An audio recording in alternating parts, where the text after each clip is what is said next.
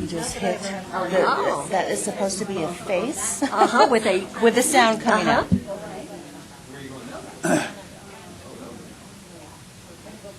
All right. If we could, we're a little bit tardy here in the beginning, but it's a nice summer day, and I just thought I'd welcome everybody and wait until everybody came in. So this is the Regional Advisory Council, and the meeting is called to order, and we'll start off with introductions. I'm Dave Betzler from the Monument, Northern El Paso County, and that's the area I represent. Joe Urban, Area Agency on Aging.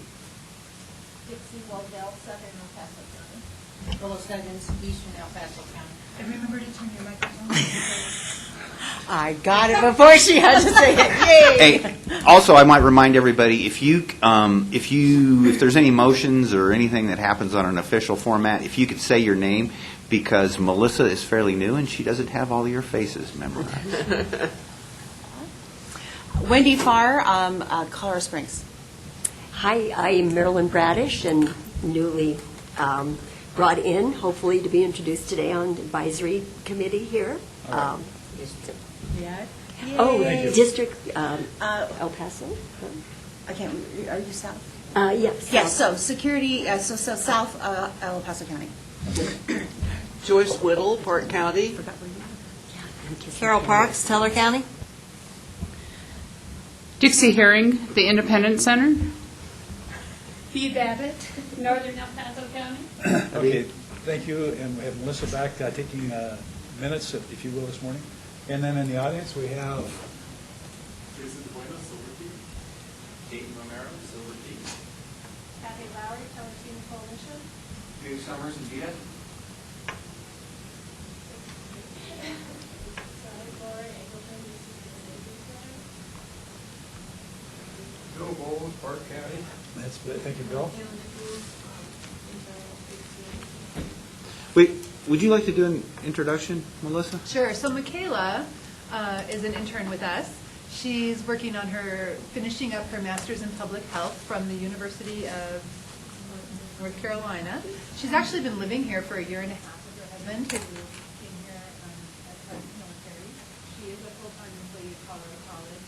She spends about 10 hours a week with us, and she's actually working on a podcast project. So we're going to produce 24 podcasts during her time with us as she finishes her master's in public health. And so if you have thoughts or ideas of really great content for podcasts, let me know and I will share that with Michaela. She's meeting with the staff, talking with folks, giving ideas for content that people around the world would be interested in learning about. And so like one of the examples, the ethics committee that meets here on Friday morning, the first Friday of every month. Last month, they talked about the individual, the doctor who was being charged with 24 felony counts of murder. And so they talked about over-medication and pain and how we manage those things. And it was just this fabulous conversation. And so, anyway, she's going to be working on that. And if folks have thoughts or ideas, please let me know. And I'll share with you. That's great. And I see we also have another RAC council member that just appeared. That's what's her name?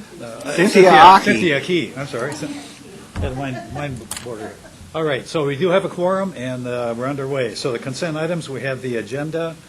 And do you have a copy of that? Has the agenda been passed out? I didn't see it this morning. It's there? The agenda is fine? Okay. And we also have the minutes that are attached. And we had a chance to look at those. And are there any changes or modifications to the minutes? Yes, ma'am. The name of Dixie for chairperson, I think it was supposed to spell my name. Yeah, I'm glad you know. I had that same thing, Dixie. It said Dixie Wodell instead of Dixie Herring when we were talking about the TRS. I noticed that. You were going, Yeah, I knew. And it's like, wow. Well, if you're going to pick up anything, that's probably not the one you want to pick don't up want that blind. one. That's right. So are there any other changes or modifications to the minutes? If not, can we have a motion to approve by consent the agenda and the minutes? Second? Second. Approved. Thank you. Okay, public item or public comments, items that are not on the agenda.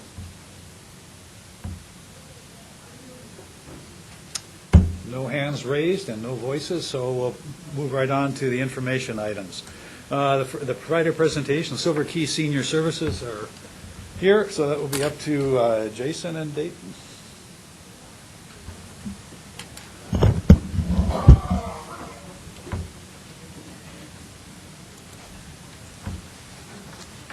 Well, good morning, everybody.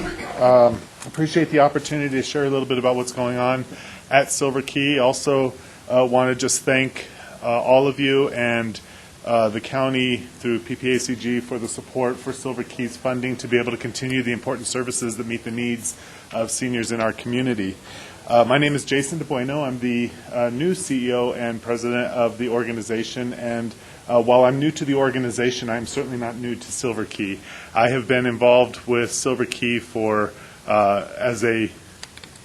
I'll do air quotes for the video that's recording. As a consumer, actually, I went on the Silver Key bus way back when with my great-grandmother to the senior center here in town. That was 20 years ago.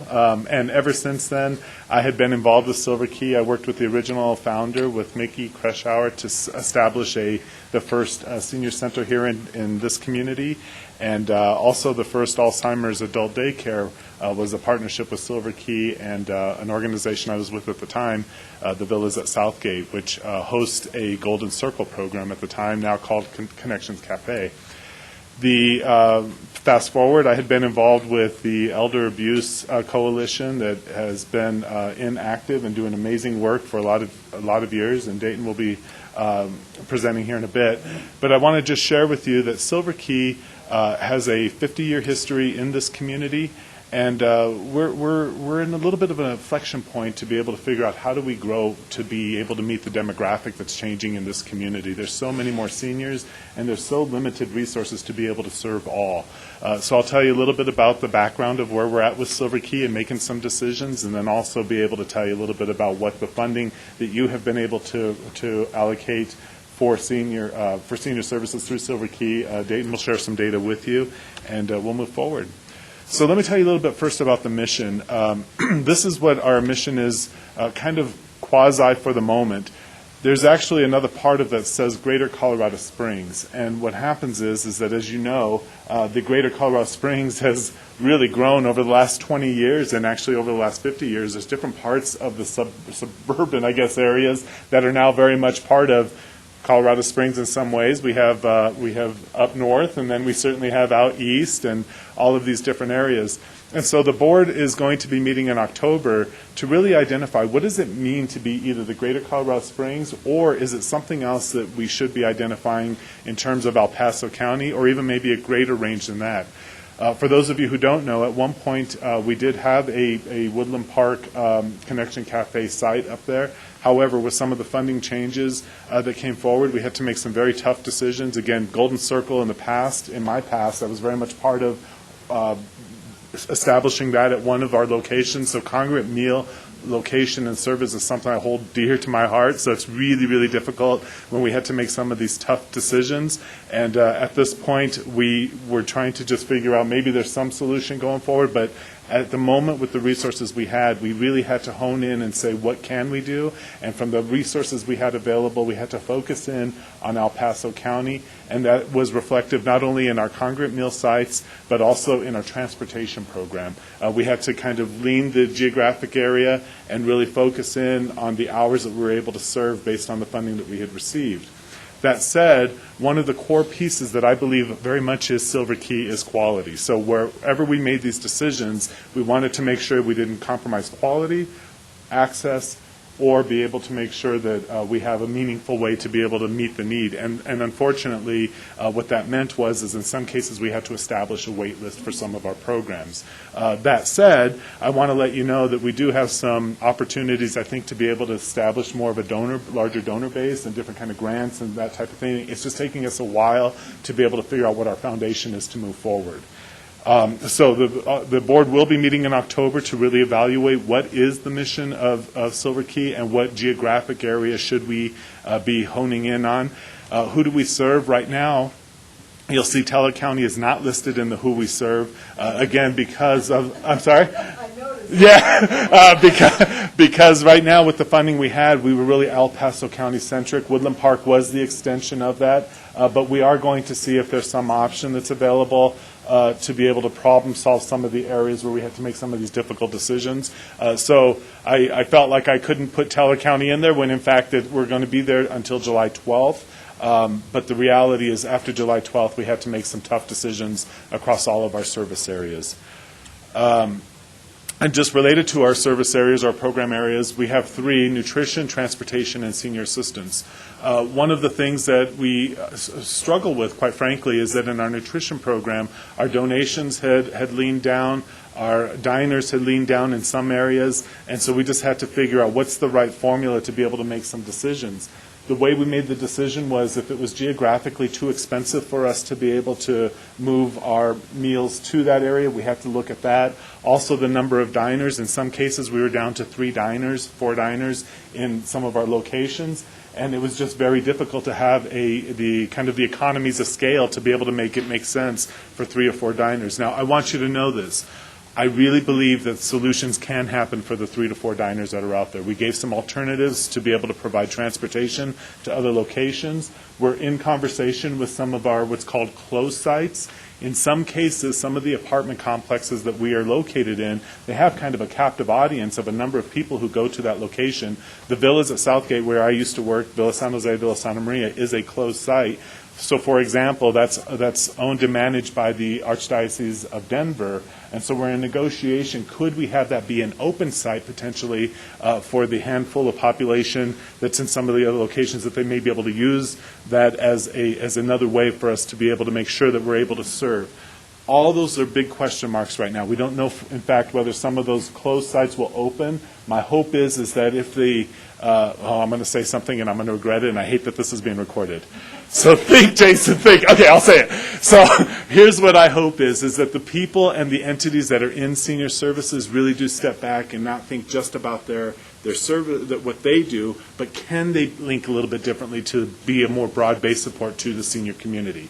That would be an expectation. If I was still the administrator at the villas, I would have made this decision like that. Now, Archdiocese in Denver, different community, different agenda. Who knows what kind of decisions they'll make. My hope is that we can move forward, and if we can, that'll broaden some of the access for individuals.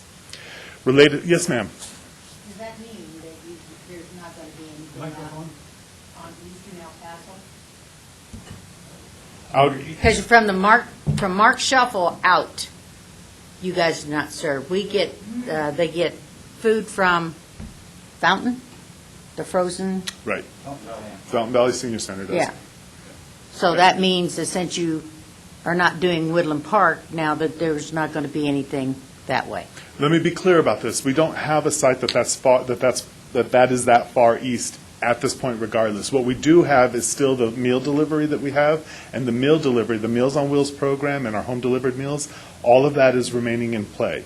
Now, the reality is, so we do have some people out east that we're providing Meals on Wheels for and that type of thing. That part will continue. What is a little bit different is that what we had to do is make sure that within our contract and our allocation that we have the right number of meals that were contracted to be able to serve out there. So it may be that when we had people signed up for 5 days, we may have to go down to 3 days. So but most people were in the 3-day category. So I'm not sure if I'm answering your question. No, you're not, because from Mark Shuffle out. East. What site is up there at this point? None. Oh, then there won't be at this point. We're actually weaning that would not be. The only thing that we have available is our Meals on Wheels program and our home delivered meals out there.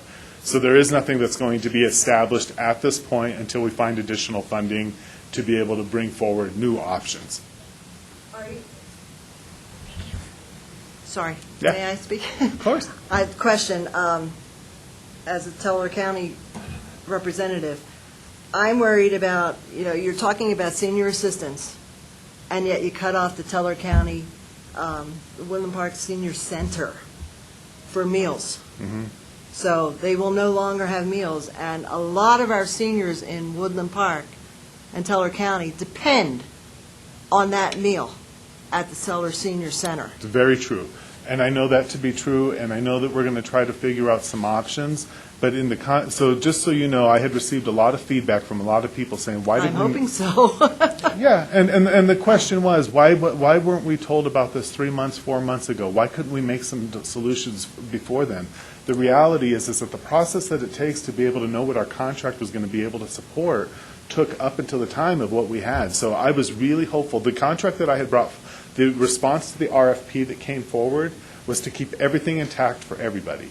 When we had responded to this, and it didn't happen, and so now we had to make those decisions. And you're charging them $30,000. No, I'm not charging them anything. I've made an offer to them. If they want to be able to have 10 If meals a they want to be able day, to have meals, 10 meals a it day. would be $30,000. That's what I told them. That's what it would cost for us to be able to have a 5-day-a-week program for 10 meals a day up into Woodland Park. And the feedback was, we can't afford $30,000. Our No. full operating budget is $42,000. This is the reality of where we're at as a community that is experiencing senior services. And I think what we need to do, I think we'll figure out something. I really am confident something will emerge. I'm hoping so. I hope so too, but here's the bigger point, and this is something that I want to make sure that I emphasize to this group. All the nonprofits that exist in Colorado Springs and Woodland Park and out east, all these nonprofits are competing for the same dollar, all of them with compelling mission, all of them with compelling reasons to exist. The problem is the amount of dollars that is moving forward into these systems is weaning down pretty significantly. And it's challenged. At some point, our contracts, we've been in contract for almost 50 years in different capacities, but the percentage of what it costs to do this work hasn't kept pace with the contracts. So here's what I would ask you to think about. In fact, Silver Key is highlighted in a movie a documentary that's going to be presented, and I don't know if you've heard this yet. It's called Broke for Good. And what it means is that we've got so many different nonprofits out there doing such good work that are underfunded, have been underfunded for so long, and have been at the point of trying to figure out how to get these solutions, and people are frustrated when we have to make the decisions we make. But unless we figure out how to rally the community to be able to say seniors matter, systems that support seniors matter, I'll tell you, puppies and children get a lot more dollars than seniors. And I'm not trying to be disparaging to those other organizations because they're compelling reasons as well. But we've got to be able to step back and say the call to action is how do we get dollars to be able to support the needs of seniors in a way that makes sense. The contracts from the federal government aren't going to do it anymore. They just simply are not. The local governments can't do what's being asked. So we've got to figure out how do we energize the community around this. I invite all of you and every one of you to be ambassadors of the message that seniors matter and bring dollars into the senior service community. If we choose not to, then we will be broke for good, meaning not only will I close Woodland Park, not only will I close this and that, we will not have enough money to continue the operations as it is. So I really do want you to know, it breaks my heart that we had to close. I mean, it is personally one of the things that it was, I just in the job about 4 months and have to make these kind of decisions. It breaks my heart that I had to, but if I didn't, we were jeopardizing the core of the organization. That's not an okay place to be. So for what it's worth, that's where we're at. I'm confident that something will emerge as a solution. We were just talking this morning. We'll see what we can do, but there is some challenges for sure. Yes. I was at a meeting this week with the El Paso County Master Plan, and I did bring up senior services as one of the needs of the county, and it was not a popular entity. You know, it wasn't a popular item. I mean, we listed priorities for the community, and mine was shot down, wasn't voted as being a high priority. And these are going on all over the county right now, doing master plan meetings in the communities. And that's one way to be present and get the word out, because out where I live, east of Colorado Springs, there are no services out there other than the fire station and the sheriff.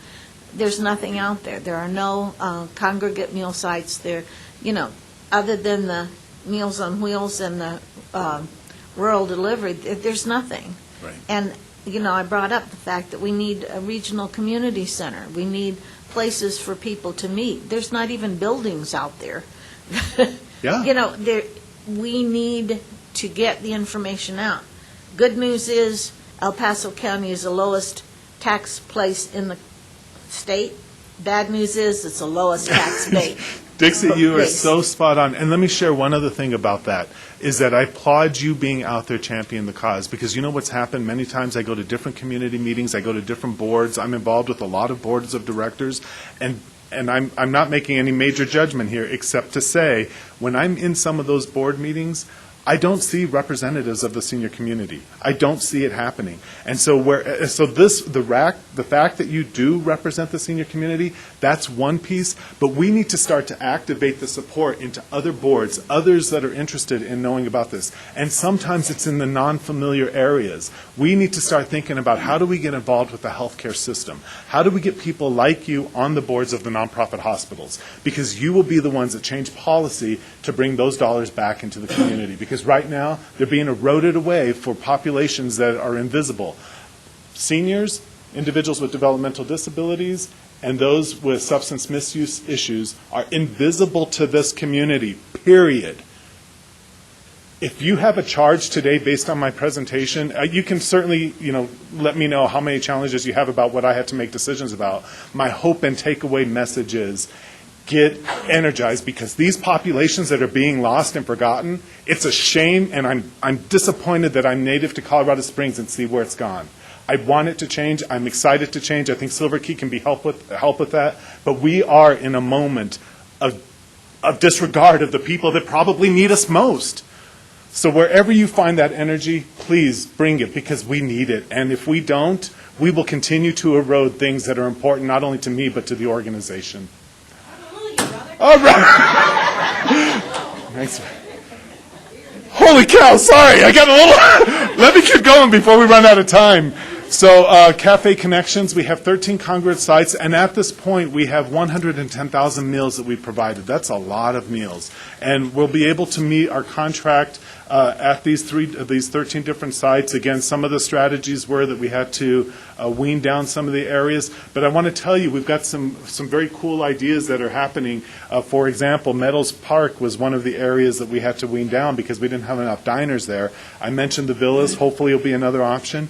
But we also have another thing that we've learned about is that at Meadows Park, they have a pantry, and they have a number of seniors, like 6 seniors that were the diners in a full day. Oftentimes it was 4, but they had about 6 seniors that were the diners, and what they had available to them as well was a full kitchen.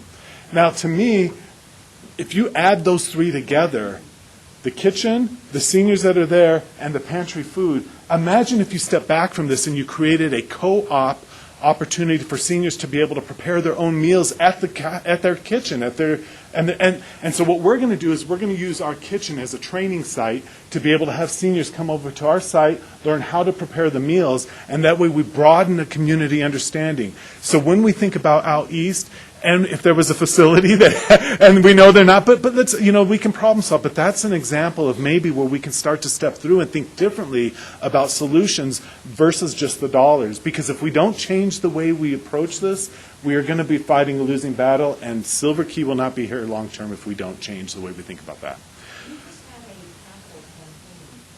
We did. Microphone, please. Cynthia.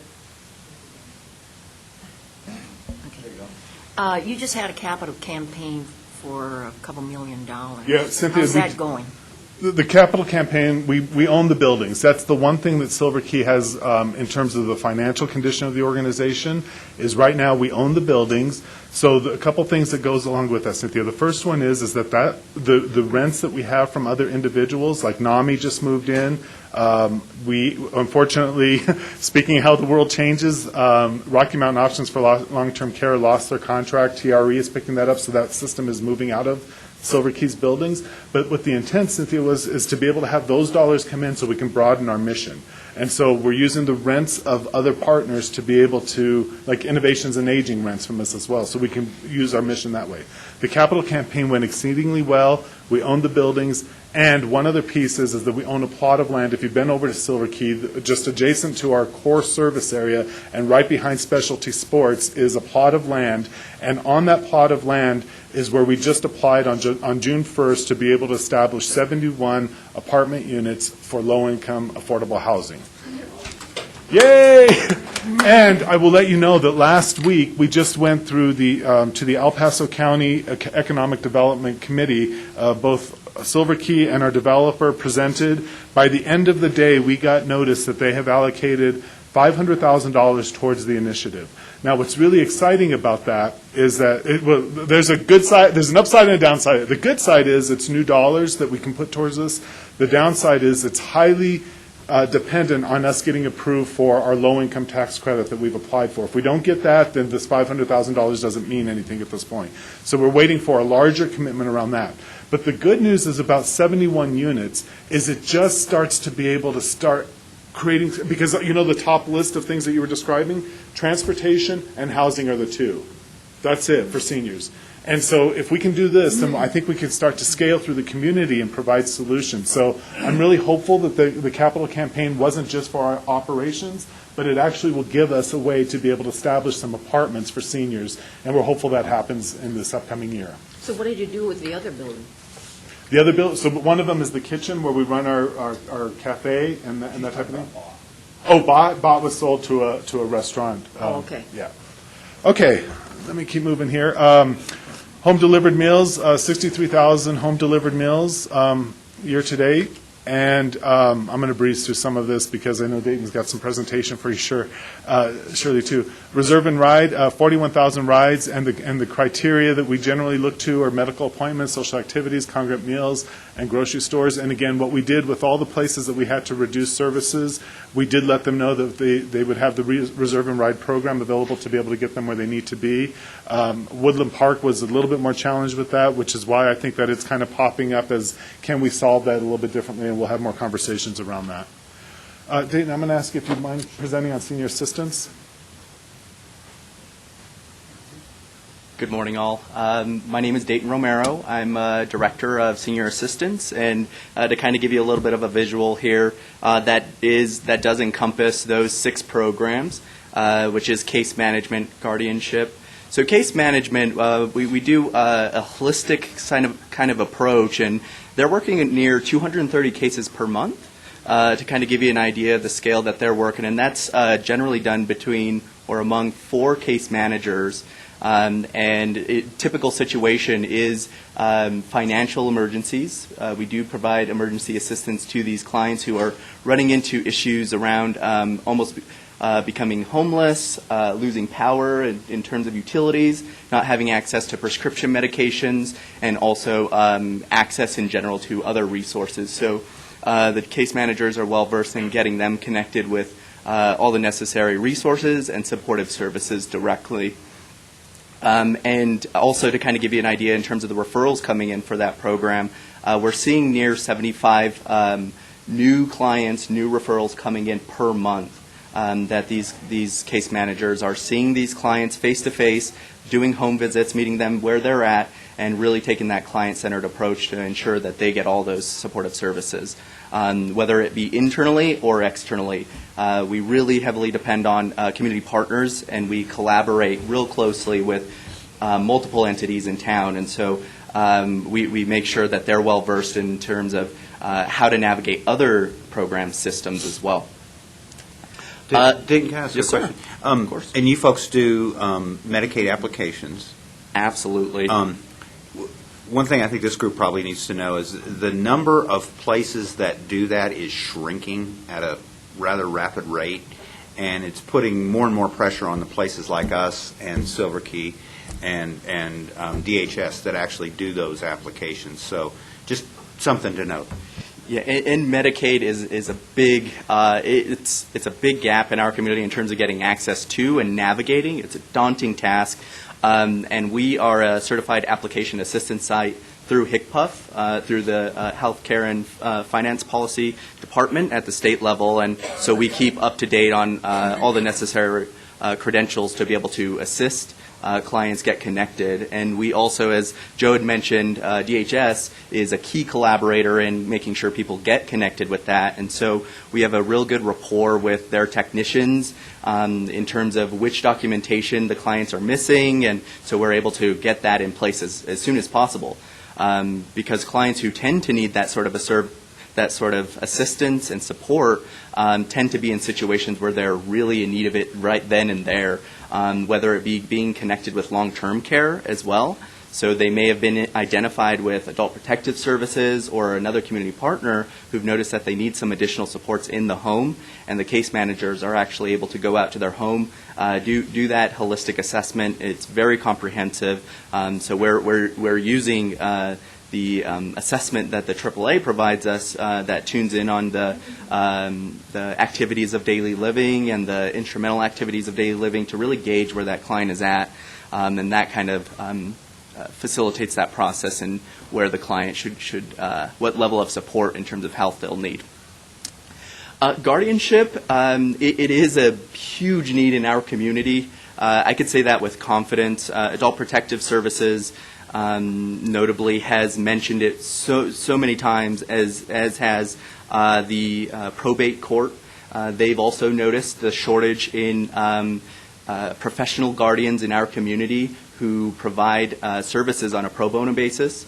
So I'll rephrase that. We don't have a shortage of professional guardians. We have a shortage of professional guardians who provide pro bono work for those who are indigent. And so with that being said, that is recognized need at the state level as well. In fact, there was an Office of Public Guardianship legislation bill that was passed a couple of years ago. They were having troubles getting that off the ground as they were trying to also raise funds via grants, donations, and so on, and it was $1.7 million. And they weren't very successful on that note, and so they went back and revised, and fortunately they've been able to amend and move forward with that Office of Public Guardianship, and they're going to pilot that in the northern areas near Boulder, in those areas. So we actually contributed to the data around that need. We've been doing guardianship for 35 plus years.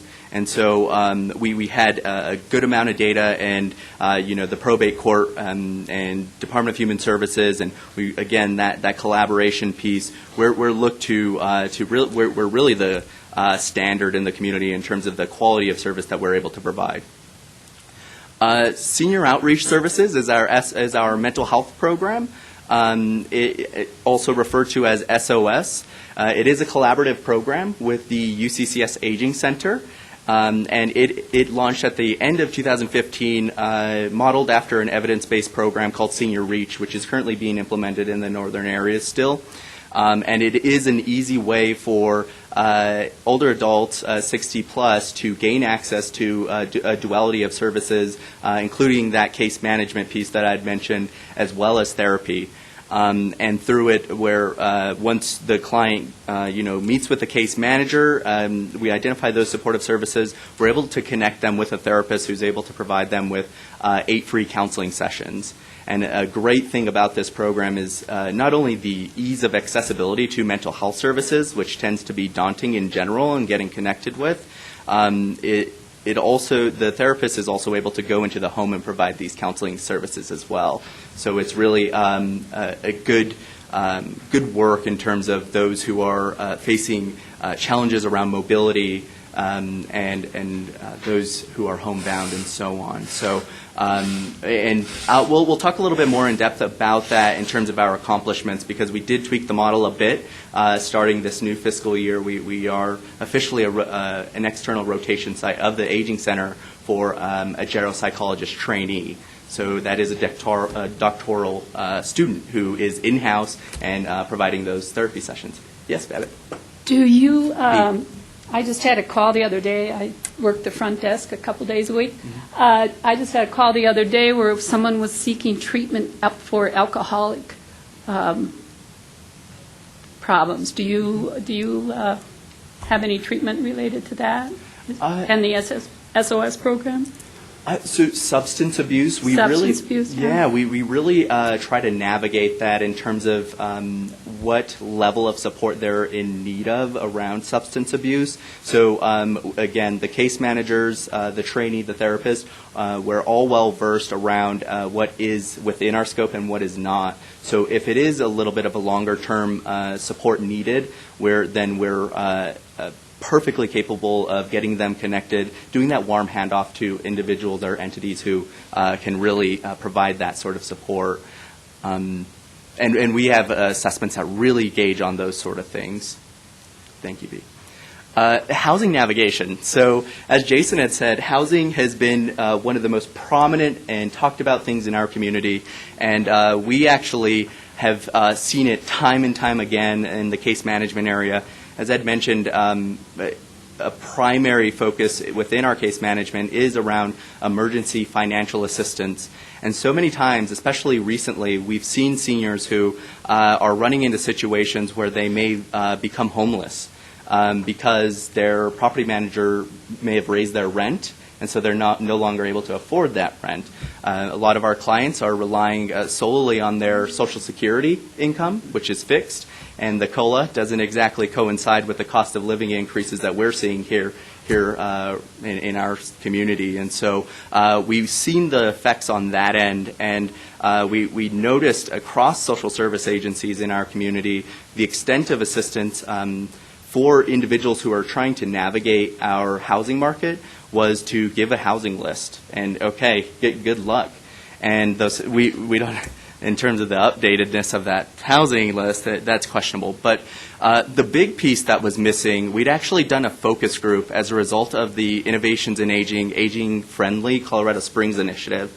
So we'd done a focus group which we compiled all of our data around what we were doing around housing at that point, and also talked a little bit more in depth about what we were observing across seniors. And the major gap we saw was that navigation piece. Someone to really sit down across the desk from someone and help them navigate, find a place that is tailored to their needs, their preferences, the barriers that they face, their income as well.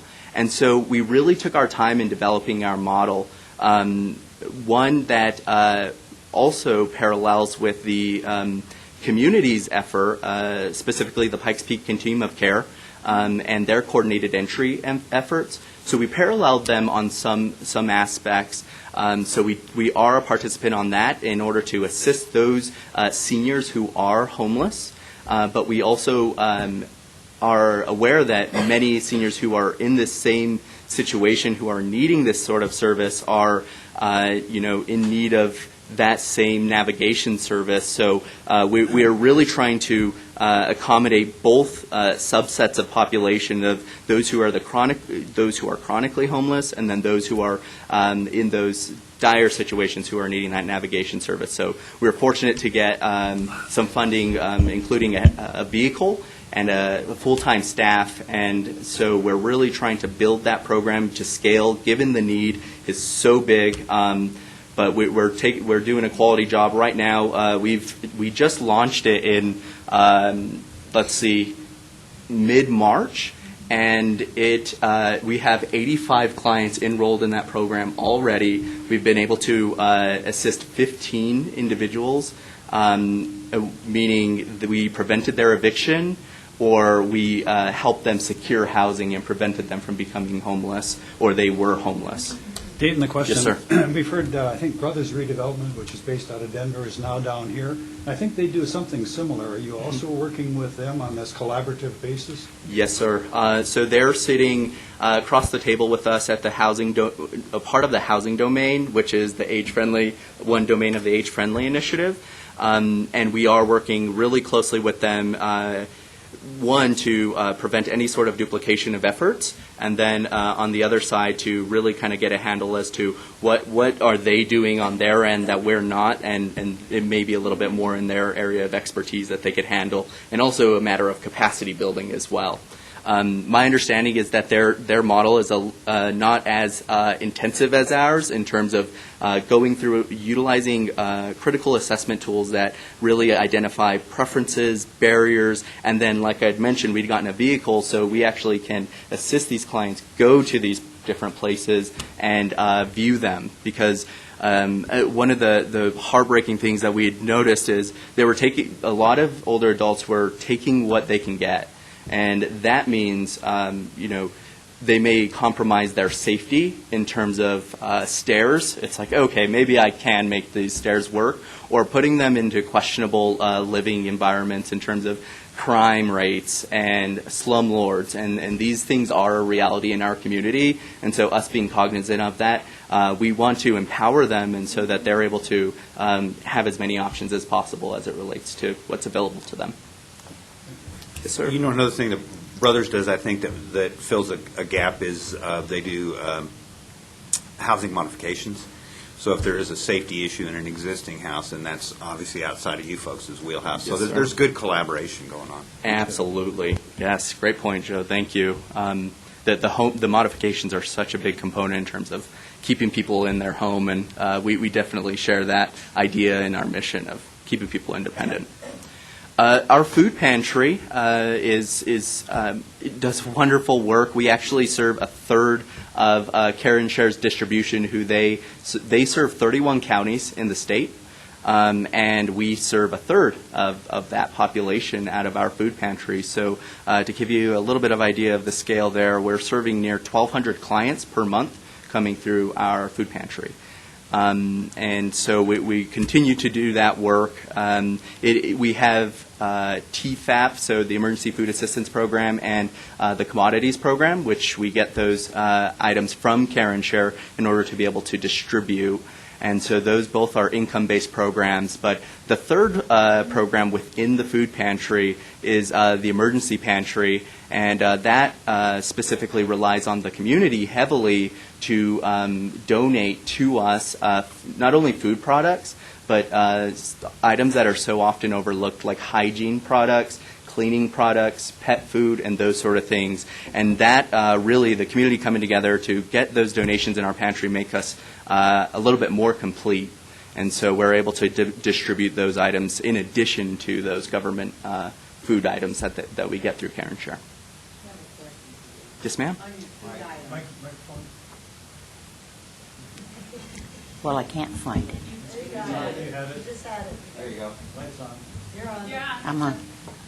On your dates on your canned goods and stuff like that, do you guys still accept those if it's expired?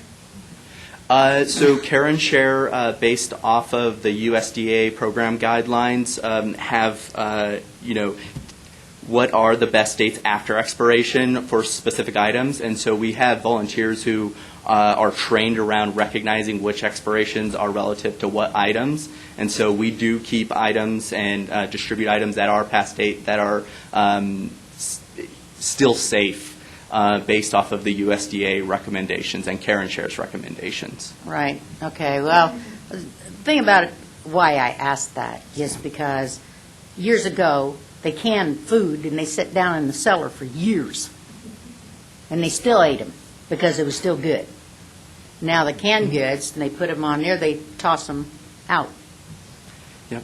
And so we really don't take the community's efforts in donating items lightly, and so we really try to utilize everything to its full potential. And so we really go by those guidelines and have people going through those expirations, so we're making sure we're using everything to its full capacity. Okay, thank you. You're welcome. And then last but not least is our information and referral.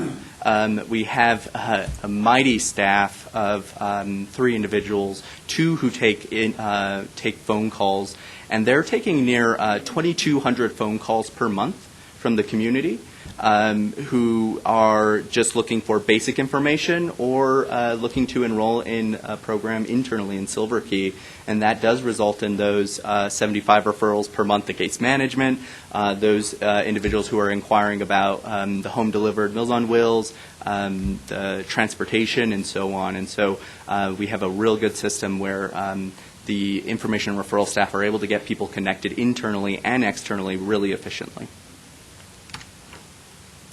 And to Joe's point, the benefits analysis. So we are looking into individuals' benefits, what they do and do not qualify. Within that scope of the financial emergency assistance, we actually do a little bit of budget coaching where we break down their income and expenses, and that it's a really useful tool in terms of identifying which programs like Medicaid that they're eligible for. Old age pension is another, which is a cash benefit, and SNAP as well. Because again, that idea of our cost of living within our community increasing so much, we have to really help. We've been really assisting clients come up with a clever way where they could reallocate their current income expenses to different things. So if it's a matter of getting them connected with our food pantry and getting them connected with SNAP, that allows them to pay, that frees up money for them to pay for things like their medication and housing. And so those real essentials come into play.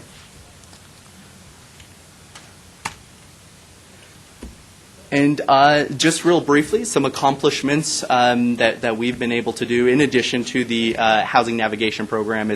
We're really excited about that we're helping with a big gap in the community. But our active living program is innovative concept in that we're really looking to engage older adults in volunteer opportunities, skills development opportunities, and in ways where they could really, let's see, what word? We'll go into it. There's another slide dedicated specifically to active living. But Regency Towers, I think we all heard about that fire tragedy in our community, and we were at the forefront. We were on the front lines really assisting entities like Red Cross. We're still collaborating with the city and Partners in Housing and other entities in town to support those individuals who have been displaced as a result. In totality, there was 120 people who were affected in that building, and right now we've actually engaged 35 individuals who we've either connected with individual resources, and they have the means, or we're really providing that intensive sort of housing navigation service to them.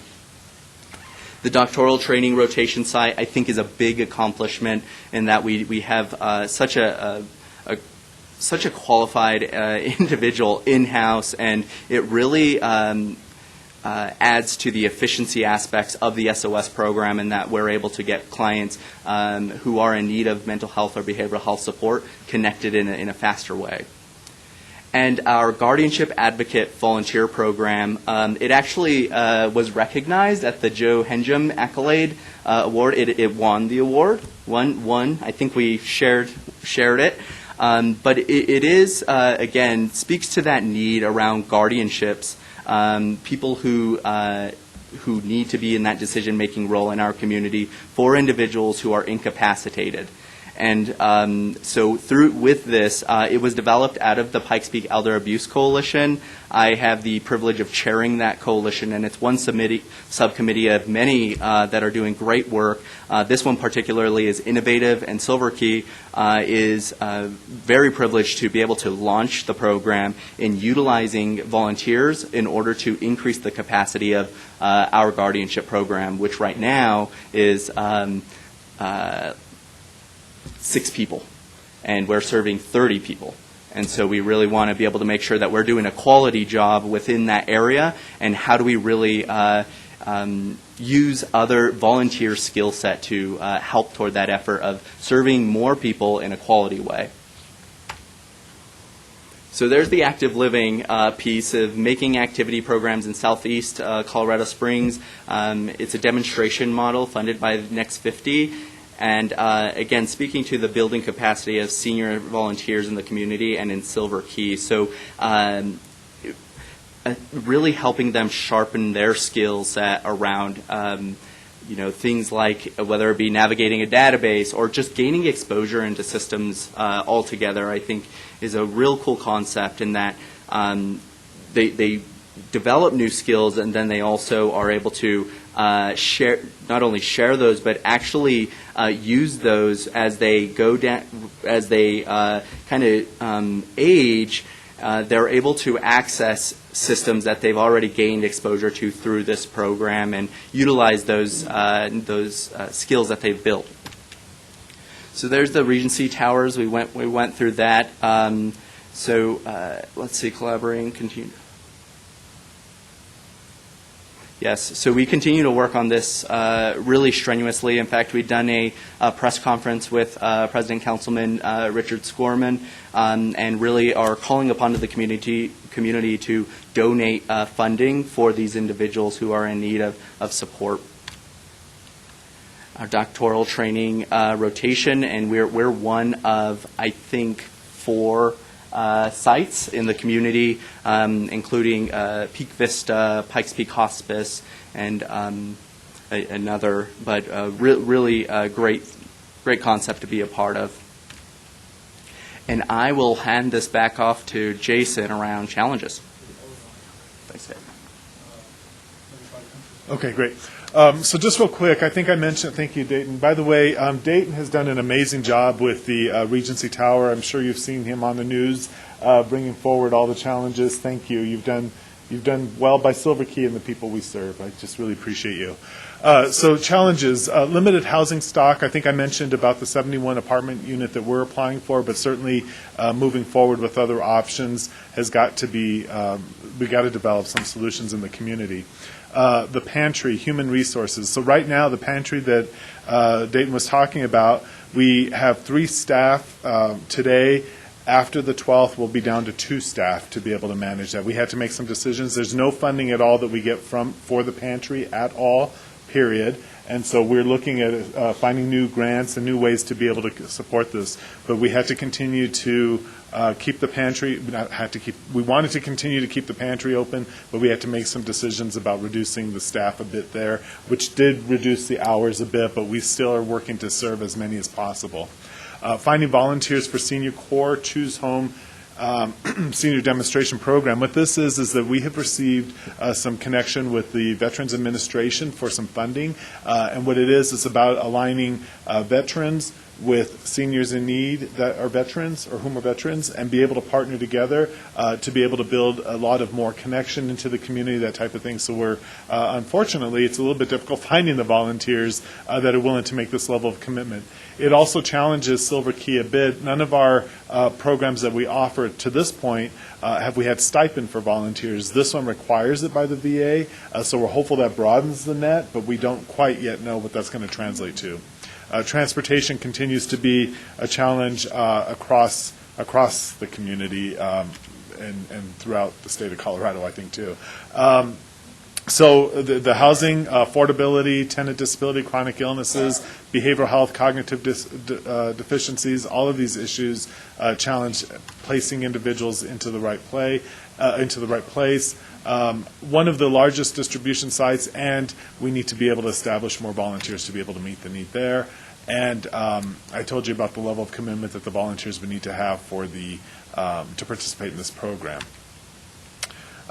Transportation, I just want to take a moment. The complex funding mechanisms that happen for transportation are just mind-boggling. We need a little bit of a Rubik's Cube master to kind of figure it all out. And I'm so grateful for Joe's guidance and leadership around this, because it is a lot of dynamics to be able to work through. But we do need to figure out how do we create simplicity. Sometimes is the best solution, and I think at some point we need to figure out how do we stop the complexity, step back, make it simple, so that we can get people the support that they need to get where they need to be.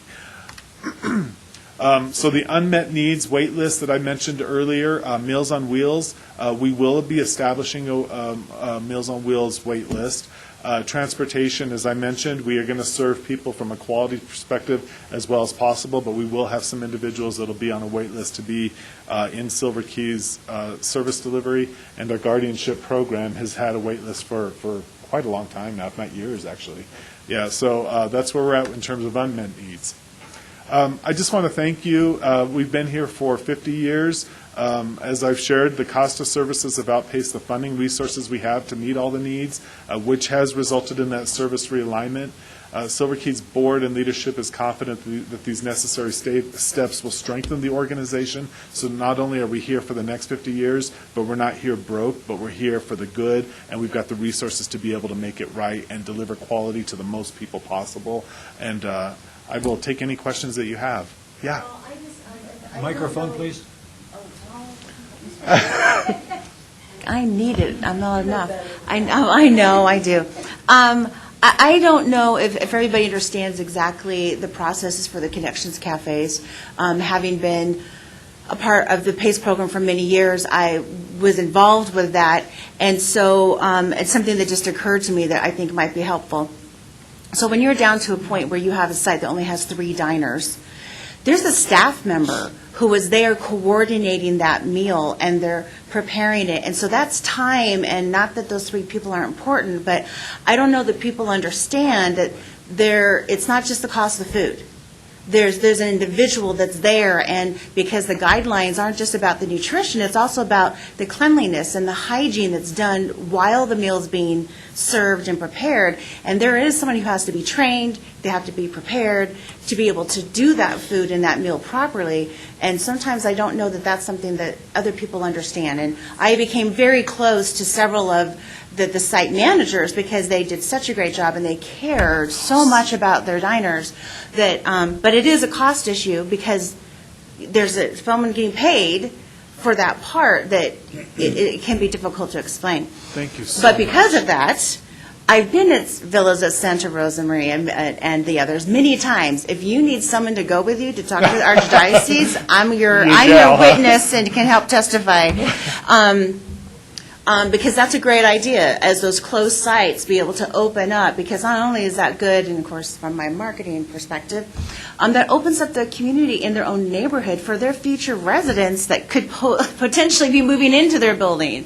So if you do need some help with that, that's where I could help, because I've been in those 2 particular buildings 20 to 30 times over the years and can really attest to how important they are, but also how those doors being opened for those dining meals could really help the whole neighborhood. So really sign me up appreciate for that, because I know some of the buildings are very closed as to we don't want to let anybody in. It's just our people, and that could be a huge help to extend who's being served in an area in one of the sites that's already has a paid person who's doing all the work. I really appreciate that, and I will definitely take you up Okay. on that if All we run into those challenges. Just to kind of piggyback on what Wendy was saying there, one of the things that happened is I went, just so you know, I went personally and met with diners directly and let them know of this change. I went to one location, and the day that I went to the location, there were 3 people that were there. And what happened is that the 3 people that were there, one was the staff person that Wendy was just describing, one was the volunteer, and one was a senior from the community. And I have to tell you that it's heartbreaking that this has happened, but I will also tell you something that's exciting, and this truly is exciting. When Silver Key was established 50 years ago, the 60-year-old was a very different demographic, different need. The 60-year-old was expected to live to be 72 on average for men and women. It's an average there. But what happens now is that our longevity has meant that those that are in that 60 to 70 to 75 age group are active, they're interested, they're powerful, and the language that and that's what I was just saying about Dave. One of the things that exactly, and that's why I said to our active living team, I said, if you think about the way we think about active living, it's about igniting the purpose and power of the senior community to be able to change this community, to be able to be aware, be active, and change truly what happens so that all seniors benefit from that. That's the catch line that I just passed forward yesterday. Ignite purpose and power of seniors, and it will change this community. And I'm excited for that opportunity to be part of that. Yes, ma'am. One of the things that came up in the master plan meeting that I was at is how do you define affordable housing? Yeah, well, so that's a very interesting question. So when we moved forward with our application for the 71 units, we had initially put that you would have the lowest income, like the villas or those affordable. And what happened is that there was no way to actually make them function because there wasn't enough money for that. So what we did is we went to 3 different percentages of what's called average median income. And so the lowest median income, we have, I think, like 40% of the apartments would be in that category, and then 30% in a moderate income, and then 20% in the higher income. And the reason we did that is because what happens is we have some people that are really probably in the 85-plus stage that only have their Social Security, and that would be the group. But then you've got the working senior that still has income, still active in the community. That's where we'll be able to meet that need. And then the other one, which is that you've got those that are full-time employed, looking for a place to stay, want to be part of a senior community, and that's what we move forward with in our total application. So it's a very difficult question to answer, except to say we've got to think about the target population, and that'll inform what the best solutions, I think, are. Jason, I had a question, or comment that turns into a question eventually. And probably a dissertation with me, who knows? A few years ago, several years ago, a lot of us speculated on what the unintended consequences would be of the disappearance of the defined benefit pension and replacement with the defined contribution pension. So everybody's got 401ks that they put $100 into instead of a railroad pension that they get $1,700 a month. I think one of the things that we didn't realize was the effect on the volunteer workforce, because there are people that are in that bracket now that are still working because they have to, or to supplement, and thus that volunteer workforce that I think gets depleted. What's your strategies to increase that volunteer workforce? So the strategies that we have, there's threefold. The first one is the active living. So we want to be able to get those, because there's some people that will be able to work for part-time. They're working and they can't earn. I hear this so many times. I can't earn more than this much or I lose my benefits. So the other time that they have available is where we want to be able to use some of that volunteer opportunity. So that would be taking in people that are interested in volunteering, not for the full-time work, but really targeted and intentional volunteer for that senior that's still in the workforce but wanting to contribute a little bit differently. And so the second one is moving forward with the millennial opportunity, I think, is still out there as well, to be able to think about how many millennials can we bring that support senior work a little bit differently. Right now, oftentimes we go to those that the seniors are supporting seniors, but I do think that there's a whole broad base of Generation Xers and millennials that we could tap into, and that's one of the things about active living is how do we start to partner people together so that we'll be able to bring that volunteer opportunity. And then the other piece is the VA piece. If we can think about veterans a little bit differently about how we bring them in and still stipend them so they have some income and resource for the support they put into play, that's a demonstration site for us. If we find that we're able to incentivize more volunteers as a result of a stipend, that may grow into us thinking differently about how we bring in volunteers and have more of a stipend model so that there's some level of income earning. That's part of that demonstration site. Okay, I have a suggestion. I mean, there's no way that one person can afford, say, an apartment. Why don't you do it like a college dorm? Love it. Where you got two people in there, and they share the place, and they take responsibility. Now, they may not get along, so you may have to do some mixing around, saying, okay, what are your preferences? Do you have a dog? Do you want to do this? But I think that when you have housing, you need a co-share. And you need to have, use the place maximum. I mean, you're in a nursing home. You got two people in a room, and they share one bathroom. Why can't you do that with housing? Because all they need is a bathroom, and they need a kitchen, and they need a place to rest, which is a living room. If you have 2 or 3 people that get along really fine, you can get the rent, and they all can share. Agreed. And just so you know, Innovations in Aging had been partnering with Silver Nest, which is a model to find individuals that have houses available, but they have rooms available to rent, and so you match the seniors together with that. That is something that our Housing Navigator is certainly part of, we've been part of, and Innovations in Aging, I think, has been moving forward with it. I don't know if you want to speak to that. Yeah, and to that point, it's a great point. There have been multiple efforts around what is the best kind of architectural arrangement in terms of community spaces and that sort of thing being done right now. In fact, Dr. Sarah Qualls, and she had a group of geropsychologist students this last semester or semester before who dedicated a white paper to what were a full comprehensive paper around what would an ideal setting and environment look like for older adults for around senior affordable housing. There also right now there is a quad project going on. And Innovations in Aging is actually sponsoring that right now, so that they're able to assist with identifying the most ideal way to go about building an affordable structure that would also be appealing to a developer and to actually move forward with, to make it tangible, rather than it's great to conceptualize, but also doing a financial pro forma and those sort of things to get in place around what that may look like around energy savings. So it's a full comprehensive analysis of what would be the most ideal senior affordable housing project. And I think they actually do the Quad does public presentations around their different projects that are tasked to them in the community that are identified as big issues that we're seeing. Yeah, it's just like having roommates. Oh, sure. Sorry. Yeah. So it's the Quad Innovative Partnership, and it actually is a collaborative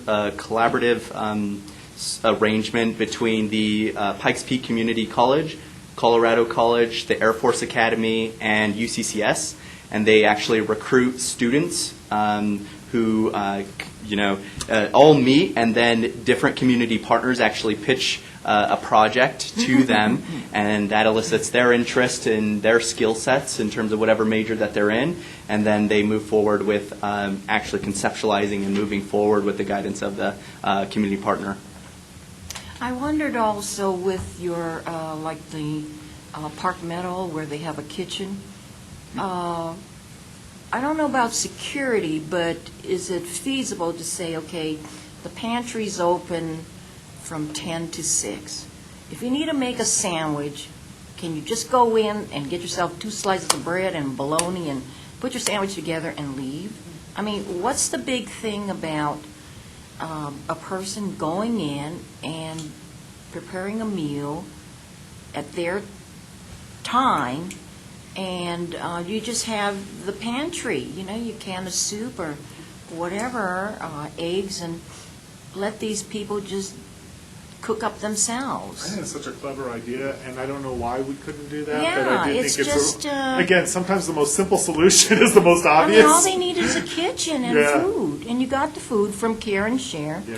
You say, I believe they're doing that at Pikes Peak Community College. The kids are hungry. Oh. They have a pantry. The kids go in and they pick up the canned goods that they want, and they pick up the bread, and they go back to their dorm or whatever, and they eat. That's the way they're feeding these kids. Well, thank There's you for no that. like security or you got to wash your hands and what that is. It's there. I mean, I think people are knowledgeable that they want to keep the food safe, and so just open it up for a certain time and have the seniors. I think you get more bang for your buck. Cynthia, those are some great ideas, but one of the things, and I know Joe's probably pounding his head right now thinking of all the federal regulations that would go into play with that. You just violated. Oh, no. Oh, no. Oh, you're absolutely right. There are so many, Yeah, it's just Marilyn horrible. actually was involved with the Golden Circle program. I won't tell how long ago it was. But the problem also is, it's not just something like a health safety or food and safety kind of regulations, but when you look at like affordable housing and the sort of government assistance that covers the portions of that, I don't even know how you would take that and split it between 2 roommates in an apartment that's subsidized by federal funds. I mean, again, you're right. It should be a lot easier. It should be a lot simpler. Well, I traveled over to. But unfortunately, it's not. That's the problem. It's not that. I went to Dodge City, Kansas, and I went to their hotel there. I know. I went to a hotel there, Holiday Inn, and it was just what you described. There was all these people, and believe me, whatever health and safety codes that you applied, they don't seem to apply in Dodge City, Kansas, because you had snotty kids, and you had dogs, and it was everywhere. So, I don't know. Unless they're completely not part of the union, I think we could probably learn a little bit from Dodge City, Kansas, and the idea you just gave. So, People anyway. need a roof over their head. We need to ruffle some feathers. It's horrible. They don't get their nose out of it, they're going to stay in it. I'd just like to kind of wrap things up on this. I'd like to thank both Jason and Thank you. they've done a wonderful job, and Dayton. And I think the key thing that I take away from this also is the engagement of the members here on the council with the programs and the activities that Silver Key is involved in. With a 50-year history, I mean, it's really encouraging to hear that they're having the board look at the geographic focus in the October meeting, which hopefully will work on Teller County and Woodland Park and the eastern El Paso County and those types of things. That's a real positive thing. I think the efforts that you're putting into guardianship and into transportation, housing navigation, those are all really, really critical things, and they're on the cutting edge. I think that not only did we hear really great, persuasive, and passionate presentation this morning, but I think those are the types of issues that are really permeate the community at all levels, and they're persistent. They're not something that's they're not just going to go away. We have to keep working at it. Last thing I throw out, too, I really like the passionate and, you said, the purpose and the power of linking up with seniors. I think that's really a critical piece. We've heard it, and we sort of embody that in our participation in the Regional Advisory Council. But as we talk about the subcommittee and making that subcommittee, the temporary subcommittee, a permanent one, perhaps that is a role for that subcommittee to really focus on, to try to figure out, okay, so where are those avenues or those seats on these other boards and committees and meetings that we can be the forceful and persistent advocate for seniors. I think that's really an important piece. So, I mean, from when we hear these presentations, it's great. We all get a better perspective on what's going on. But it can't just stop here and stay in this room. The real key is that we take it like Cynthia and like Dixie has done, like Wendy's doing, like others are doing, go out into the other parts of the community and let them know and convince them and be persistent and persuasive that seniors really do count. Puppies and children are great, but it's also the grands that need to be taken care of, grandmother, grandfather.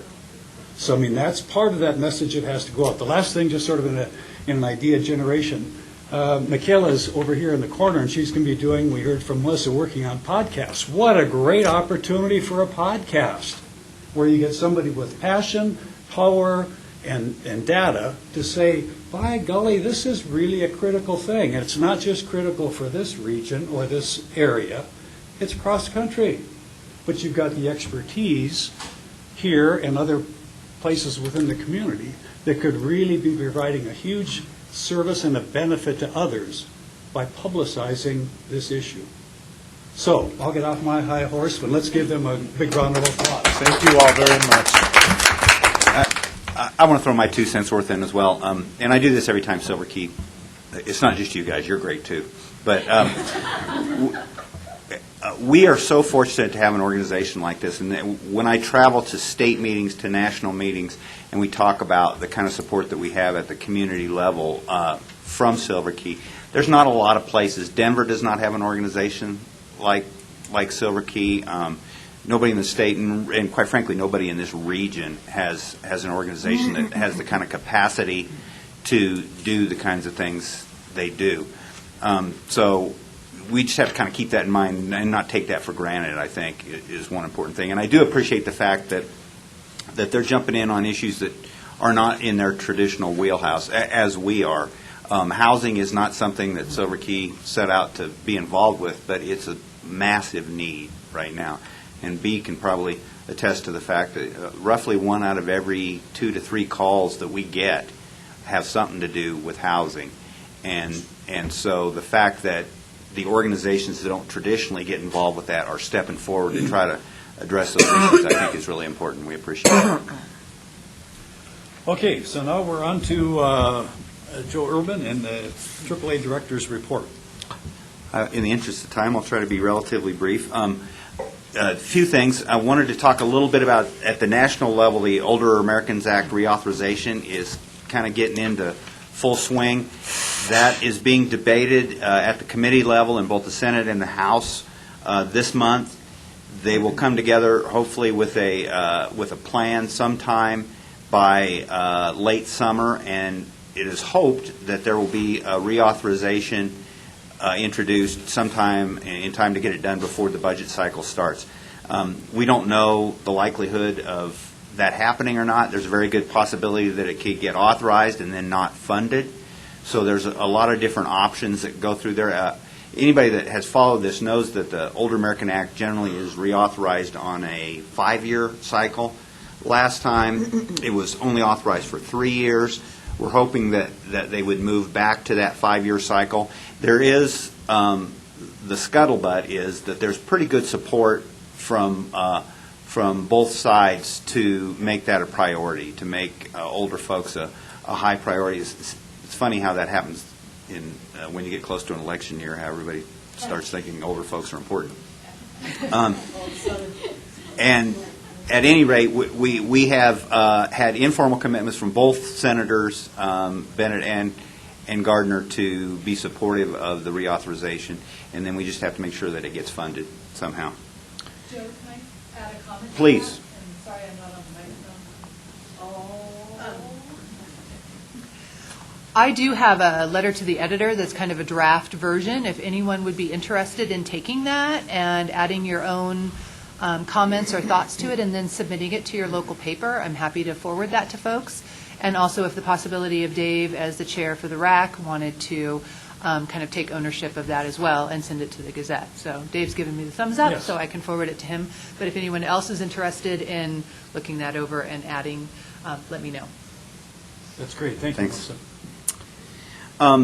As many of you know, we being the AAA has been working closely with Innovations in Aging to develop a senior portal, which in simple terms, it's what we call a landing page. It's a place for people to go to find out how to get senior services and not have to depend on Googling everything and all the challenges that happen with Google.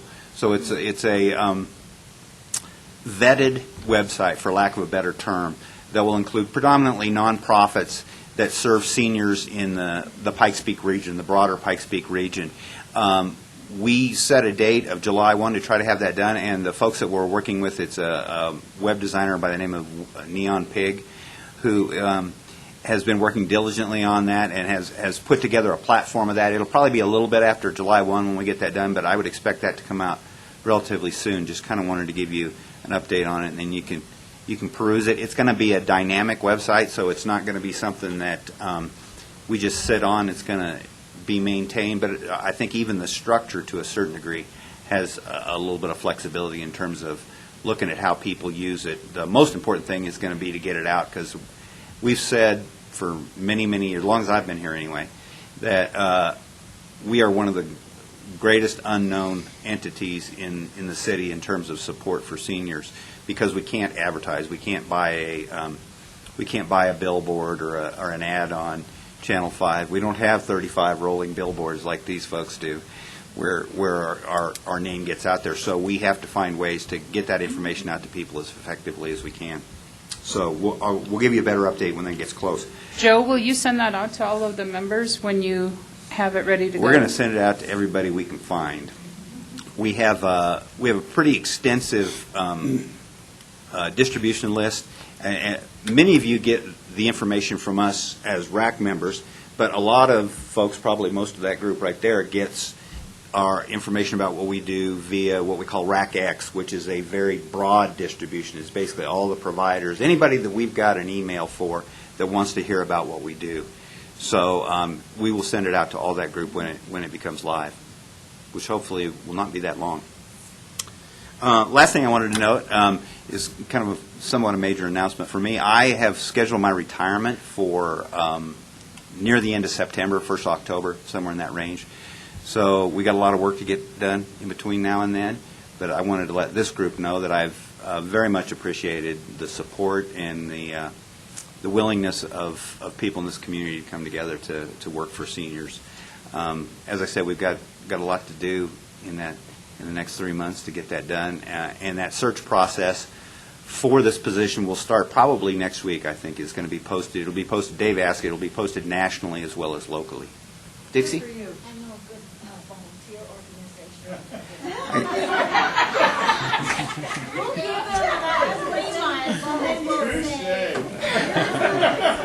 I don't know why that's the first comment that comes out of everybody's mouth when I say that. But I will not be bored, I'm sure. How come you want to retire? You don't like us I like you very much. I got a few other things. I told somebody else I have 20 years worth of deferred maintenance on my house, so I'm going to start with that. Yeah. And that's all I have, unless anybody has any questions for me. Any questions for Joe? Thank you.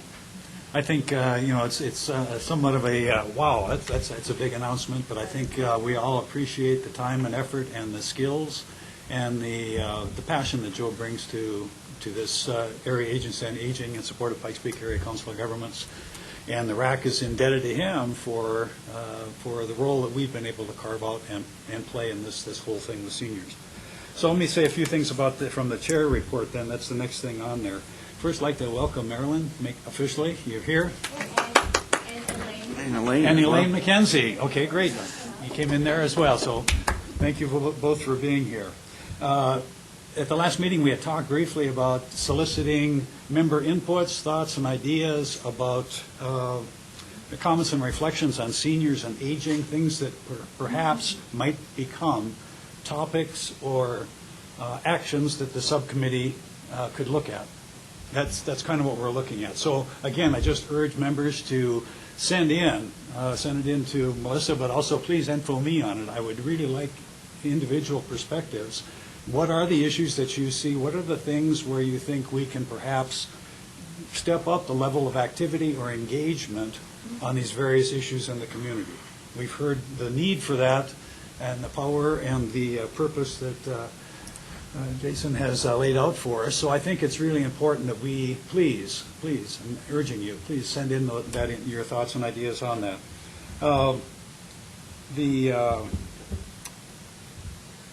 The city and county forums, I think that what Dixie had mentioned here about being a representative at that city master plan or the county master plan, I think that's really a key thing. And it's one of those things that we're engaged in lots of different things. Some of us are in many different volunteer roles, and sometimes we're not. But you see the activities. You see the potential for where we could engage. Please share that information again amongst the members and again within the RAC. I think it's an important opportunity for us to be aware of. Just a couple other, I guess, thought here would be on the idea of this doctoral program intern that you have established with UCCS. I think that's a great means of solidifying and engaging, I guess, and getting some real positive, actionable things. The same thing. I mean, we just heard Joe talk about it, and we hear about it every time that the AAA and seniors have a very difficult time getting the information out. Branding, marketing, selling the needs of seniors. This is something potentially where, again, maybe from a podcast perspective, or as we look toward Melissa's role with program development, working with UCCS, it potentially could get a doctoral program intern that would work on marketing or branding or something along that line. You don't have to really use that same word in trying to get the word out to the community, but you use the skill and expertise of that program doctoral candidate or intern to be able to compartmentalize and message better than we're currently doing. And I think that's a critical piece. We've just heard that, okay, you've got lots of needs for seniors. There are a lot of seniors that are still active and engaged in our 70s to 75 or whatever the magic cutoff roadmap is, but it's one of those things, pardon? 100. There you go. Okay. So 65 to 100. That's a great area to look at. But again, it's one of those things that we need to be continuing to generate ideas and to work together on them, and perhaps see if we can make some of those come about. And I think that's all I had to say at this point. Any questions, comments for me? Okay, the next thing we have are number 5 is the action items and presentation and vote on new member Bill Bowles. Well, this is slightly ahead of where we're at. Okay. So we have received, and Bill, are you still here? Yes, you are. So we have received an application, but we have not done an interview or anything as a committee yet. Okay. However, since Joyce is here and I'm still here, maybe perhaps we could have it few minutes with Bill before he leaves today, that we could chat, just with summer, trying to get everybody's schedules together. Okay. But that will probably be forthcoming in another month. Okay, for the August meeting. Yes. Okay. Now, the next thing on the agenda is the action item on the four-year plan, the temporary subcommittee that has met. We got a memo or an email this morning that Jen is very ill and not able to be here. So what we had talked about at the subcommittee meeting was making that subcommittee it's now a temporary subcommittee with a six-month drop dead date, which is the end of this month, and to make that propose it as a recommendation as a permanent subcommittee. A permanent subcommittee would require, there are two steps to that. One, you have to have that vote, and second, you have to have the bylaw changed. It's a simple change, one sentence, or probably half a sentence in there that says, this is what it's going to do. That's all. It's not a difficult thing. But we don't have the bylaw language yet. So, at this point, I think what we can say is that, and this would be up to B, was on that committee, would be to make a recommendation that we pursue making that temporary subcommittee a permanent subcommittee pending bylaw language creation. Does that make sense? Sure. Is there a second? Discussion. Please be open. I mean, if this has been something that I thought was really important for quite some time, and I think others have really supported that and now embraced it, and I think we need to move ahead with it. But I'm not trying to railroad, so please, thoughts and ideas. No, I think we've had several conversations in the last couple of months of our meetings where I think pretty much we've all have been in agreement, so All right. it's been moved and seconded. Sounds good, right? All those in favor? Aye. Opposed? Perfect. Okay, so the next step then be, would you perhaps get with Jessica upstairs? I've talked with Joe to get that bylaw language, and it's just a simple thing. I think we previously talked about the one sentence, and it's just a matter then of making sure that whatever we propose sort of fits within the framework of whatever the AAA staff is looking at to try to standardize Community Advisory Council or Committee, the Transportation, the TAC, the PAC, and all the rest of these things. Okay? So that's great. I might add that this is a subcommittee of the greater PPACG board. So once that's all put together and it aligns with all the other committees and everything's, as I said, I don't think it's going to be, or as Dave said, I don't think it's going to be very, very extenuous. But once that's all put together, we would forward that to the PPACG board for final approval and ideally get that to them maybe at their August board meeting. Okay. So now we're on to discussion items. Number 6, July 19th, Senior Day at the El Paso County Fair. How many people have been to the county fair? What? Okay, so what this is that in the past, I went, I think it was last year, might have been the year before, and was there, and you meet various people, and you're handing out brochures. Here's what a AAA is. Here's what the senior issues are. Sort of an opportunity like Dixie did with the county master plan or city master plan, to just get the word out. Here's the representation, here are some things that AAA does. If you've got any questions and comments, you're just sort of getting that feedback with the fair goers, if you will. It's not a extenuating or difficult task at all, and the number of people and the number of comments and conversations you have wasn't that great. But nonetheless, I think it's an important opportunity. So I plan on being there, and I'd encourage somebody else, others to be there as well. Will you have a table? Yes, there is a table, right. The AAA has a presence there. Yeah. So in the years past, just to go along, just to explain a little bit, so it is like manning a table for a vendor fair. That's as it. far as what the table is itself with all the information from the AAA. But it is, I think, because I've done it several times over the years as well, to actually be out in the community, talking to people, and having the name tag that says Pikes Peak Area Agency on Aging, Advisory Council member, whatever. It does give you that opportunity to, talk with people, explain what the Yellow Book does, and all these things. It really is a good reminder that we are representing to the citizens in our county Right. what it is that this organization does. So if you have time that you'd be available, I know normally there's shifts, or however that's set up, so on that day, which can get to be a pretty busy day because it's the senior day, so there's a discount for those who are seniors. But, just to be willing to do a 2-hour shift, usually based on where I live, it takes me good 45, 50 minutes to get out there sometimes. But so you figure it'd be a 4-hour commitment, an hour out, an hour back, the 2 hours while you're there. But you also get to enjoy the fair while you're there as well. So and I've taken our kids, so we did it and made it a family event. But it really is, like Dave was saying, the opportunity to answer questions. And again, every time I've done that or other situations, I'm saddened that nobody knows who we are. And so it's regardless of whether it's 5 people you get to talk to or 25 people you get to talk to, those are people that did not know about us, and they walk away with a yellow book that they may not need, but their neighbor will, or their grandma needs, or whatever. Please, if you can, it's a good opportunity. It's like being in for information and referral. The stuff that B does on that front desk, it's essentially that type of thing over the table.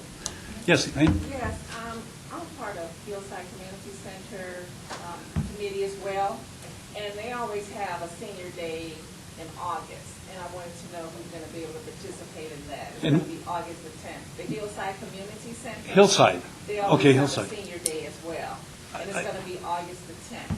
Okay, I think that's a great idea. And again, it's one of those things where we from the RAC really should be taking advantage, be aware of the opportunity, and then have somebody there. So yes, let's put that on the agenda for the August meeting. And you said it's the August 10th? August the 10th, and I do have a letter. I can email it. That would be great. One did go out. I'm not sure if you received it, but I haven't gotten an RSVP on it, and so I can send that out. Who would I send it to? Send it to Melissa, and then she can get it to all of us. Okay. That would be great. Okay, thank you. Thank you very much for that. And Dixie, get on the microphone. There you go.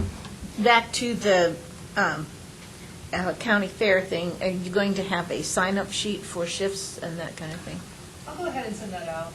Yep. Okay. I'll figure out what it looks like and send you. Right. the draft.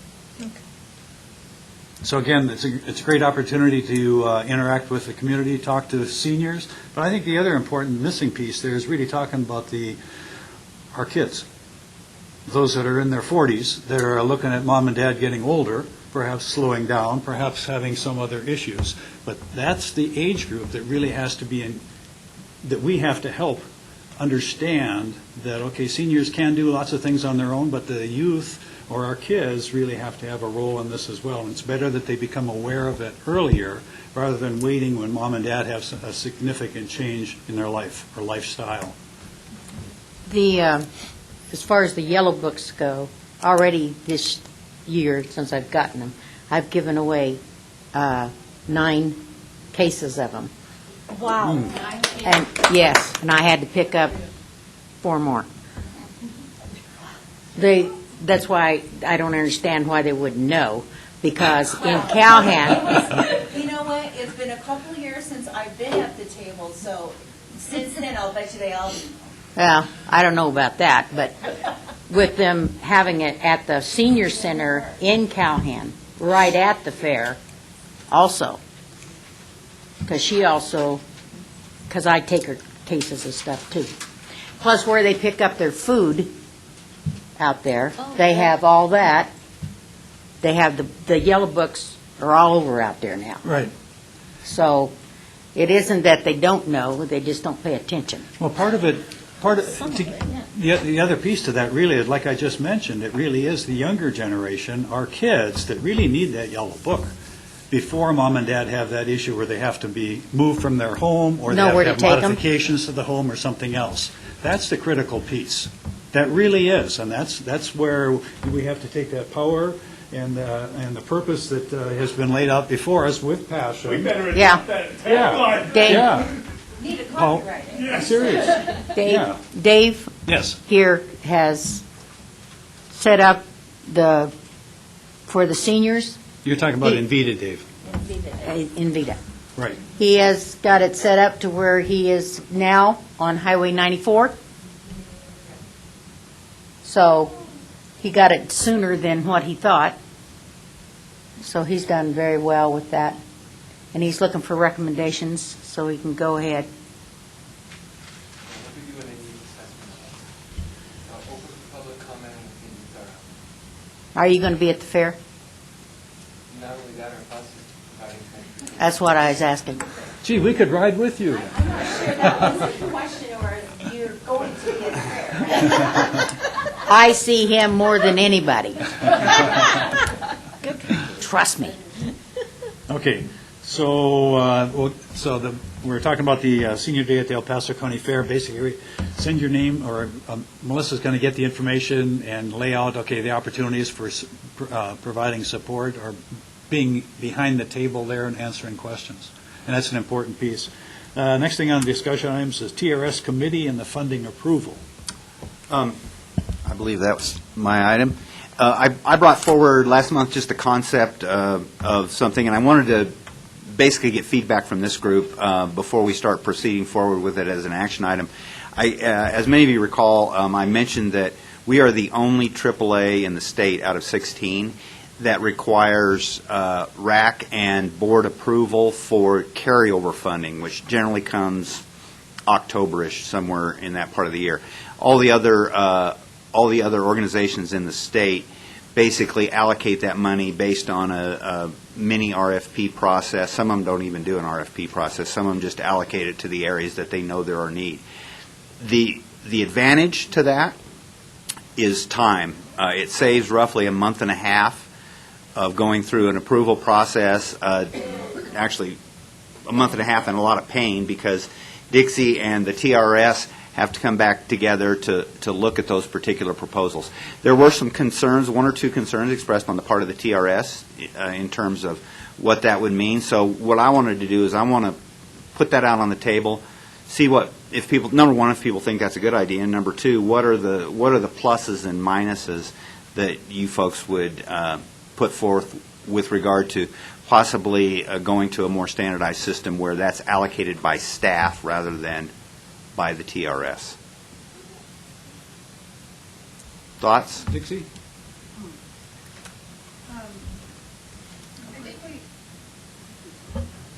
I think we had conversation that if it was over a certain amount of money, like 500,000, then we would possibly come back together. But when you go through that first process, you really have a lot of that information and that need that's already there.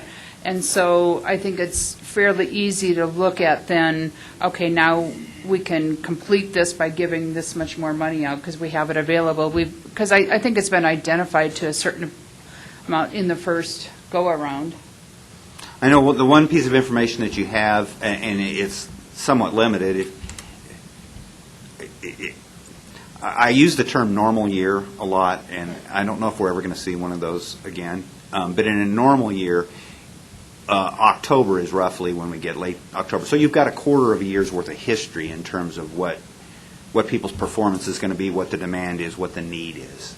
So, Joe, a quick question, and I guess this goes to Dixie as well. So after the first process and like what we looked at last month with the whole grid and all the things that were requested and what was given or awarded, and then there was the column that of the things that they what wasn't met. So if they had asked for 50,000, they only got 45,000, then there was an additional 5,000 that they didn't get that had been requested.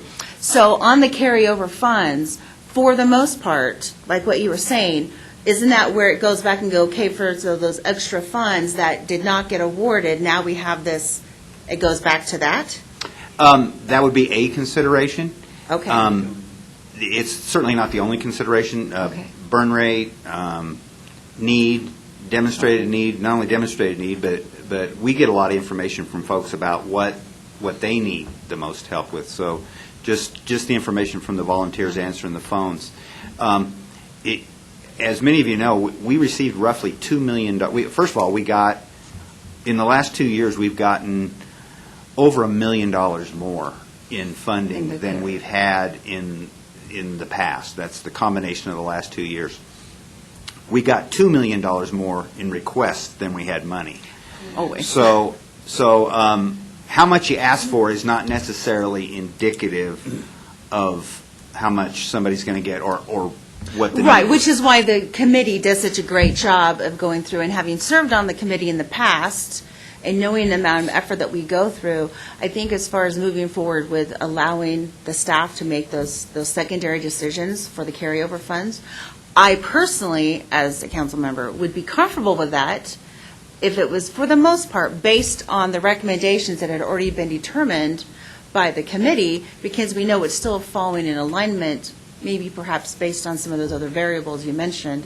I do think that changing a system where there's been some great checks and balances is always going to make people a little bit nervous. So if it's, for the most part, going to stay connected to what was already determined by the committee, I think it makes more sense to go ahead and let the staff do that then. And I might notice, none of this is done in secret. It's just an expedited process. So what would happen is there'd be a recommendation made by staff that would come to the RAC for approval, if you want that, or it would go straight out. It's kind of up to you. We can build checks and balances into that system, however you would like.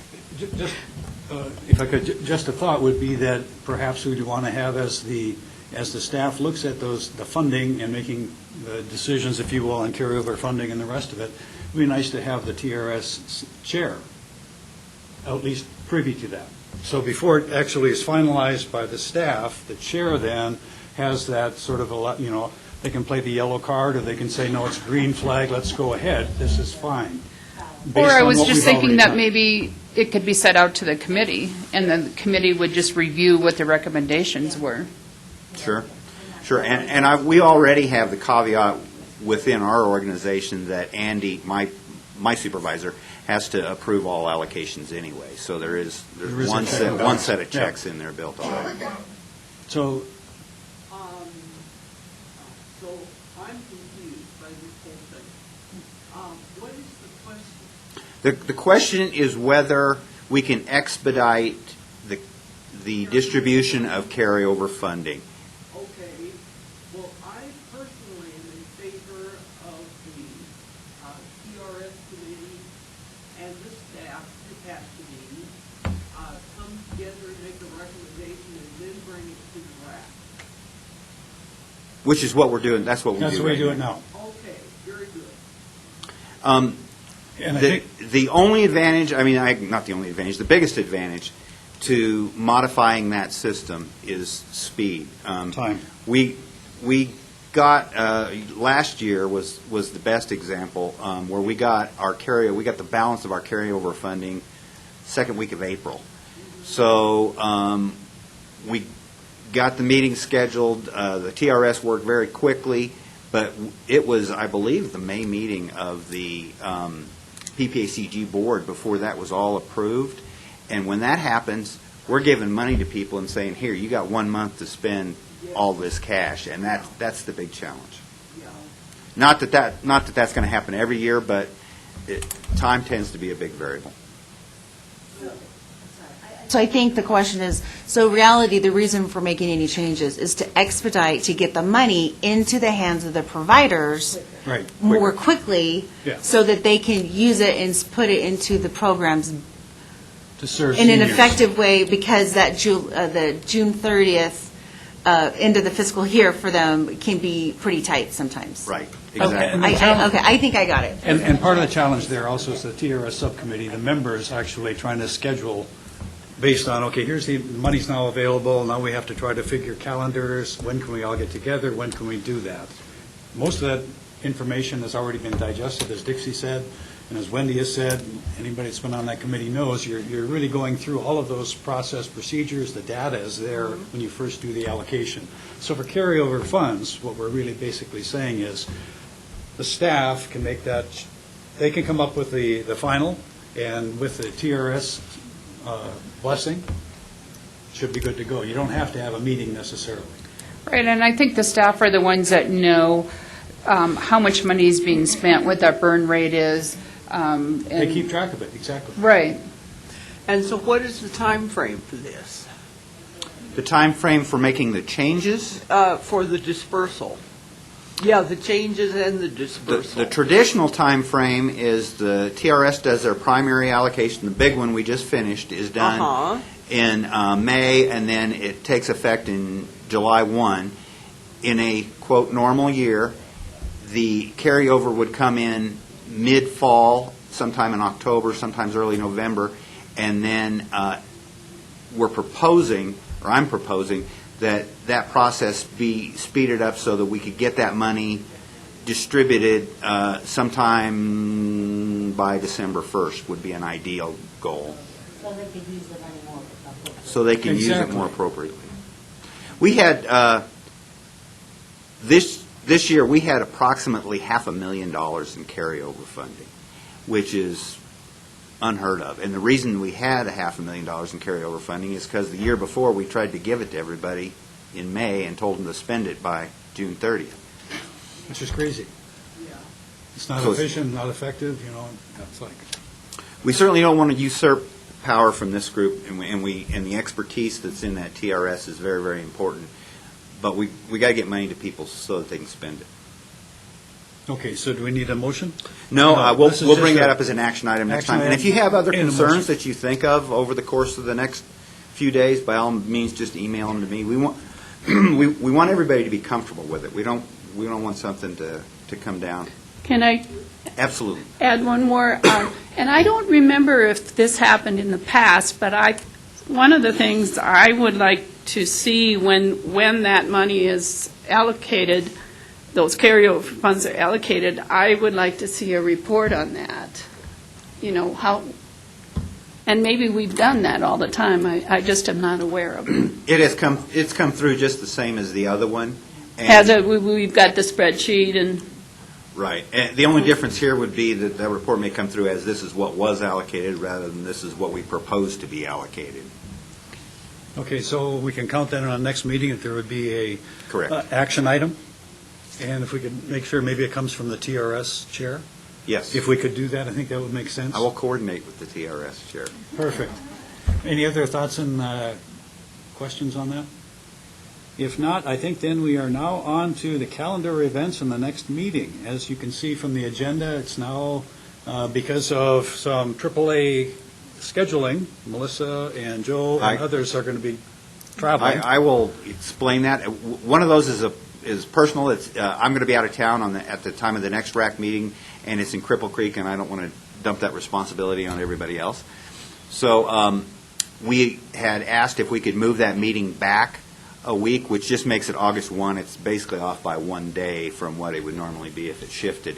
The other motivation for doing that is Melissa and Gretchen Bricker, who's our direct services team lead, are going to spend about 4 days in New Orleans learning the newest and brightest and greatest about AAA programming, and we'd love to have them do a brain dump at this meeting and let you know what's happening. She didn't know. That's why she has that funny look on her face. And it's a great time to go to New Orleans in July.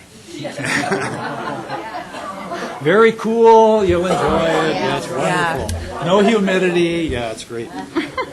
So the next meeting then is August 1st in Cripple Creek, and the time on that would be? That'd be a 10 o'clock meeting 10 because o'clock, it's out okay. of town. So Yeah, that's we at always 10 go o'clock. late. And if anybody's interested in carpooling, just let us know. We're happy to put people together. I'm happy to throw a few folks in my car. And Yeah. we have some informal groups already, but we can make that much more formal. And it's not a huge drive. But it's not quite Park County like some folks do. But it's for still a every beautiful meeting. drive.